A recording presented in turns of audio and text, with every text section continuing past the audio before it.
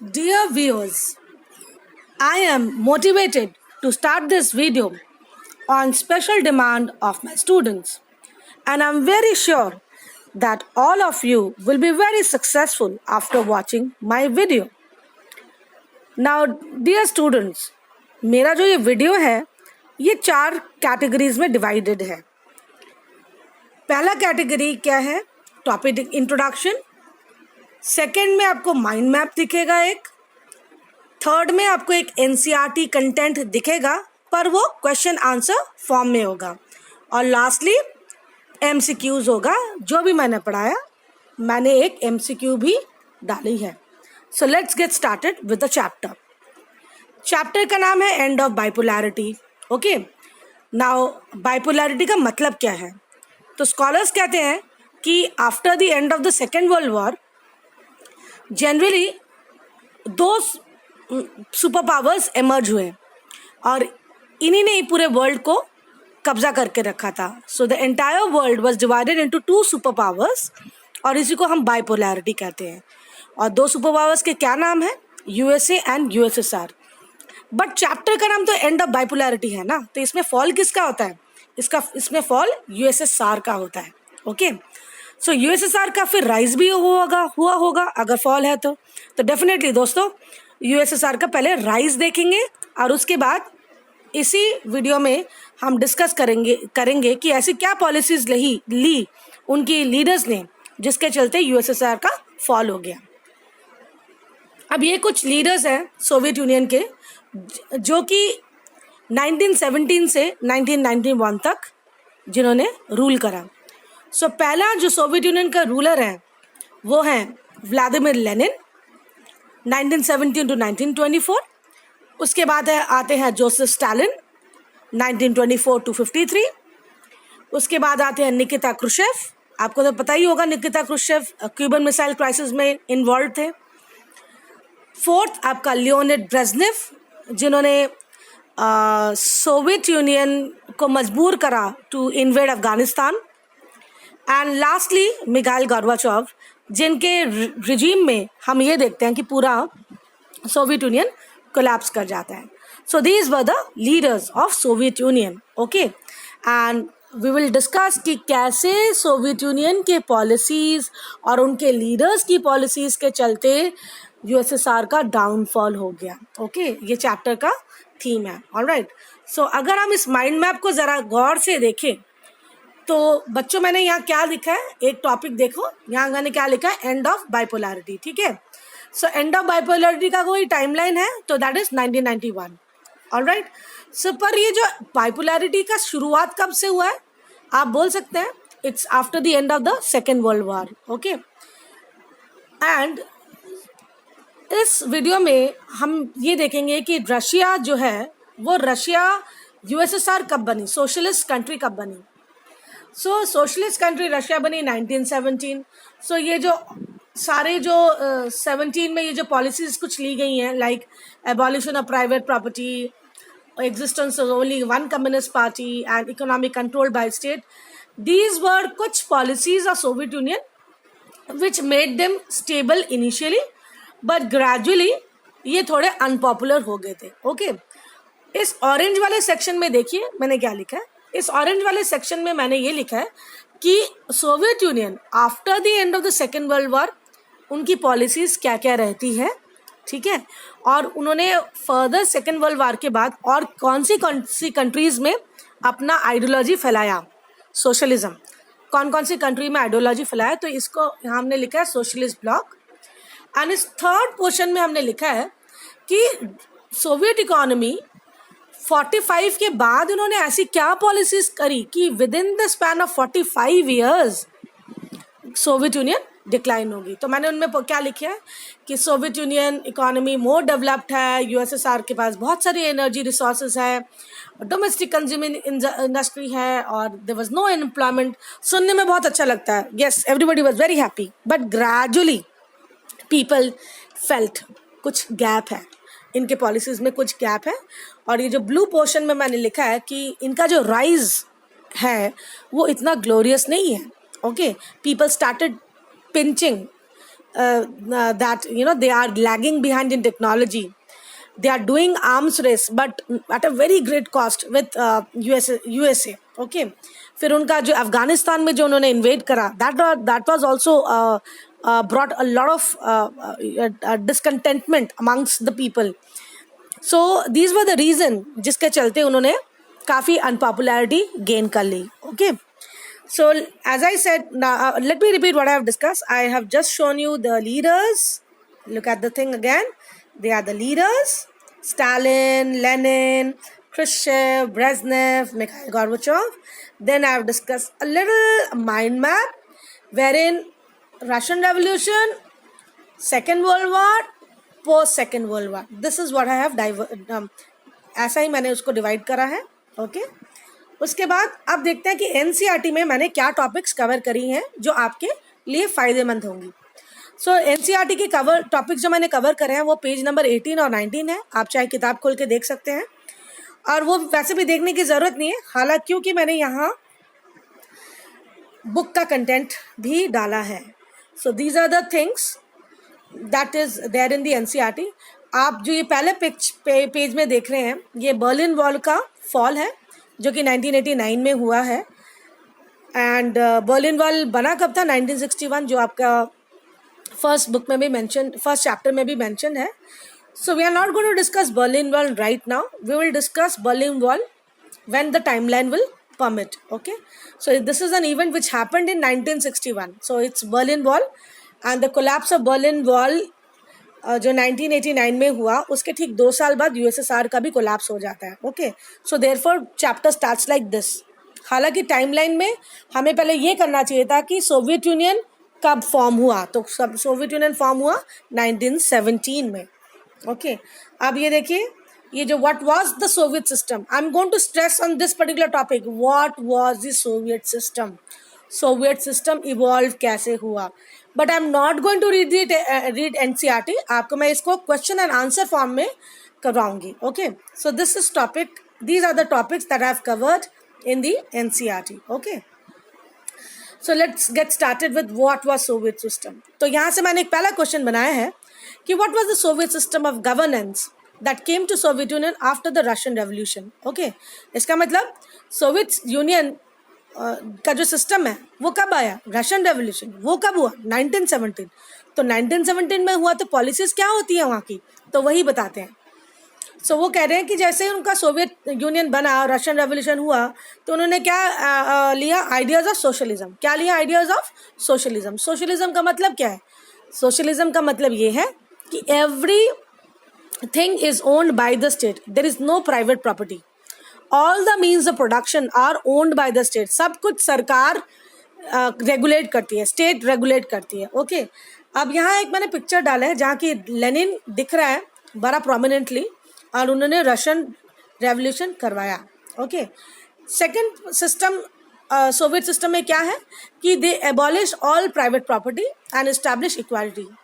जैसा कि दोस्तों बताया है कि किसी के पास भी प्राइवेट प्रॉपर्टी नहीं रहेगी. इसका मतलब सभी के एक जैसे घर होंगे, सभी government system sort of residences में रहेंगे. ऐसा कोई नहीं है कि कोई आलीशान बंगला में रह रहा है या कोई या किसी का मकान बहुत ही ख़राब है. सभी के एक जैसे घर होंगे. Okay, because it's there is no private property. Okay, and they establish equality. अगर सारे एक जैसे घरों में रहेंगे तो obviously there will be no one who can show off their wealth. So it will further lead to establishment of equality.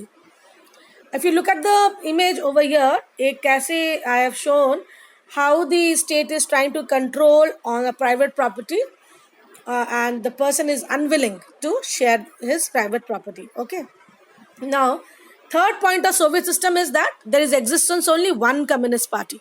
एक ही communist party है. that means there is no as such democracy, कुछ भी नहीं है. तो एक ही single political party है, communist party. Okay, equality तो आपको बता ही दिया कि इक्वालिटी भी है. और जो कुछ भी प्रोड्यूस होता है सोवियत सिस्टम में, it is all controlled by the state and also planned by the state. तो सभी कुछ इस स्टेट कंट्रोल्ड है. यहाँ देखिए कैसे गवर्नमेंट सबके प्रॉपर्टीज़ को और रिसोर्सेज को इक्वली ले लेती हैं और कैसे यहाँ सबकी गवर्नमेंट का कंट्रोल है on each and everybody's individuals decision. So this is the Soviet system. I repeat the question, what was Soviet system. अगर ऐसा कोई क्वेश्चन आता है कि system of governance Soviet union का क्या है, तो आप ये सब पॉइंट्स लिख सकते हैं कि रशियन रेवोल्यूशन हुआ, सोशलिज्म आ गया, प्राइवेट प्रॉपर्टी अबॉलिश होगी, एक ही कम्युनिस्ट पार्टी है, इकोनॉमी कौन कंट्रोल करता है, ऑब्वियसली स्टेट कंट्रोल करता है. ओके, अब आते हैं 17 को छोड़ के अब आते हैं ड्यूरिंग और you can say after the end of the second world war. So after the end of the second world war Soviet union ऐसा क्या करती है, तो उन्होंने एक सोशलिस्ट ब्लॉक क्रिएट करते हैं. ओके, अब ये सोशलिस्ट ब्लॉक क्या है? सोशलिस्ट ब्लॉक का मतलब बड़ा सिंपल है. जो भी यूरोपियन कंट्रीज जो हिटलर के अंडर फासिस्ट फोर्सेस के अंडर थी, उनको आफ्टर जब जर्मनी हार गई सेकेंड वर्ल्ड वॉर में, पर इन पे कब्जा कौन करेगा, तो इसलिए सोवियत यूनियन ने इन कंट्रीज को फासिस्ट फोर्सेस से निकाल लिया और उनको सोशलिस्ट ब्लॉक में डाल दिया. ठीक है, अब ये तो पहले किसके अंडर थे? हिटलर के अंडर थे. जब हिटलर ही नहीं रहा तो इनको लिबरेट करके सोवियत यूनियन ने अपने शरण में ले लिया, और इसी को ही हम कहते हैं सोशलिस्ट ब्लॉक. अगर आप मैप को ध्यान से देखोगे तो यहाँ आपको यूएसएसआर ग्रे पोर्शन में दिख रहा है. East Germany, Czechoslovakia, Poland, Hungary, Romania, Bulgaria, ये सारे ईस्टर्न यूरोपियन नेशंस हैं. एंड ये जो रेड वाला आपको चीज जो दिख रहा है, red border, that is iron curtain. Okay, so जो जर्मनी ईस्ट वाला जो पोर्शन है ना, जर्मनी तक, वहां तो सोवियत यूनियन ने बर्लिन वॉल बना दी थी इन 1961. ओके, सो एंड यूगोस्लाविया का क्या रोल है? अगर आपको चैप्टर 1 पढ़ा होगा तो आपको पता है कि यूगोस्लाविया में कम्युनिस्ट कंट्री है, जोसेफ ब्रोज टीटो उनका लीडर था, बट उसके बावजूद Yugoslavia is not a part of any socialist bloc. हालांकि इसका मतलब Yugoslavia is part of NAM. It's the only communist country which is the part of NAM. Okay, अब ये जो ईस्टर्न यूरोपियन कंट्रीज हैं, इनकी पॉलिसीज क्या? ऑब्वियसली यूएसएसआर ने लिबरेट कराया तो ऑब्वियसली यूएसएसआर की पॉलिसीज ही चलेगी, कोई अमेरिकन पॉलिसीज तो चलेगी नहीं. तो आपको बड़ा ध्यान रखना है कि सोशलिस्ट ब्लॉक में ऑब्वियसली सोशलिस्ट मॉडल ही चलेगा. ओके, अब नेक्स्ट क्वेश्चन पे आते हैं. Discuss the rise of USSR after the end of the second world war. मतलब सेकेंड वर्ल्ड वॉर खत्म होते ही यूएसएसआर ने क्या क्या पॉलिसीज अपनाई, और आपको क्यों लगता है कि ये इनकी जो पॉलिसीज हैं क्या वो ग्लोरियस है या क्या वो ग्लोरियस नहीं है? तो स्कॉलर्स कहते हैं कि वाकई में उतना ग्लोरियस नहीं होगा, because in span of 45 years USSR collapse होगी 1991 तक. ओके, सो इसमें पहले हम इनके प्लस पॉइंट्स देखेंगे, उसके बाद हम देखेंगे कि कैसे इनकी सिस्टम जो है वो कामयाब नहीं हो पाई. So Soviet economy according to scholars वो काफ़ी ज़्यादा डेवलप थी after the end of the second world war than the rest of the German world except USA, क्योंकि सारे स्टेट्स जो थी यूएसएसआर में कंट्रोल करती थी. सारी इंडस्ट्रीज यूएसएसआर का स्टेट ही कंट्रोल करता था, और सारा प्रोडक्शन हाउस भी कंट्रोल करता था यूएसएसआर का state. So as such there was no private property. Second point क्या है इस क्वेश्चन का, कि यूएसएसआर के पास काफ़ी ज़्यादा वास्ट एनर्जी रिसोर्सेज है. सो वास्ट एनर्जी में क्या क्या बोलेंगे आप कि भाई इसके मशीनरी प्रोडक्शन बड़ा बेहतरीन है, आयरन है, आयरन एंड स्टील है, ऑयल है, एफिशिएंट ट्रांसपोर्ट सिस्टम है. तो जिसके चलते यूएसएसआर काफ़ी अच्छा माना जाता था after the end of the second world war. तो आपको ऐसे इन पर्टिकुलर डिटेल्स को याद कैसे रखना है, आप सीधा मॉइस्ट लगा देना है. मॉइस्ट मतलब M for machinery, O for oil, I for iron and S for steel and T for transport. तो वास्ट एनर्जी रिसोर्सेज जैसे ही 1 मार्कर आएगा आप सीधा मॉइस्ट डाल देना है आपको. ओके, थर्ड आपको याद रखना है कि they had a domestic consumer industry. मतलब उनका जो भी चीज़ यूएसएसआर में प्रोड्यूस होता था वो सिर्फ और सिर्फ डोमेस्टिकली प्रोड्यूस होता था, बाहर से कोई भी उनका सामान नहीं आता था.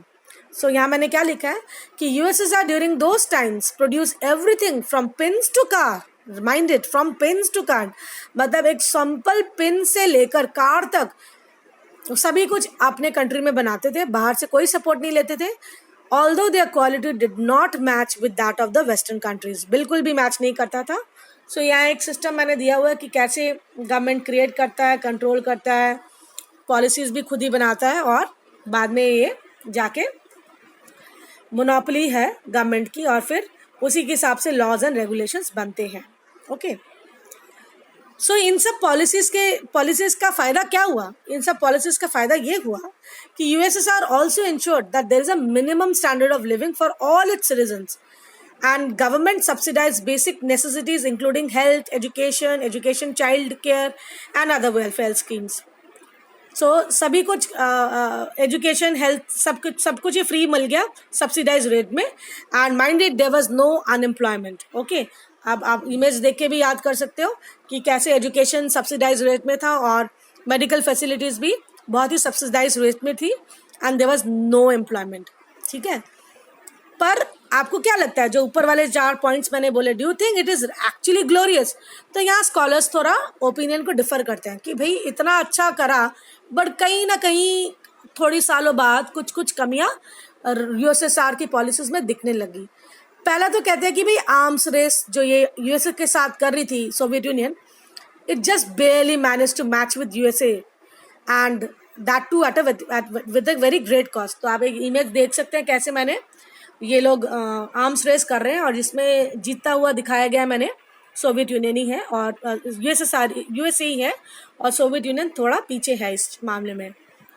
Soviet union also lagged behind in technology. उनकी टेक्नोलॉजी भी उतनी अच्छी नहीं थी, स्पेशली ट्रांसपोर्ट एंड पावर. हालांकि उनका एनर्जी रिसोर्सेज बहुत अच्छा था बट टेक्नोलॉजी उनकी बहुत अच्छी नहीं थी.